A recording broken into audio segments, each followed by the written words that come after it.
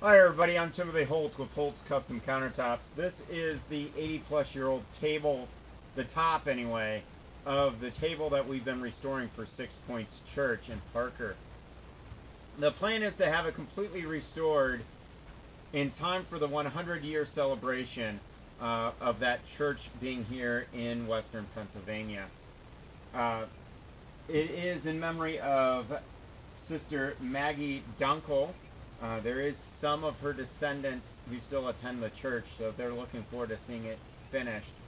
The youth group already repainted and colored all of the scenes in it, and what we're doing right now is laminating it to a 3/4 inch piece of plywood because the top was only a 1/4 inch thick.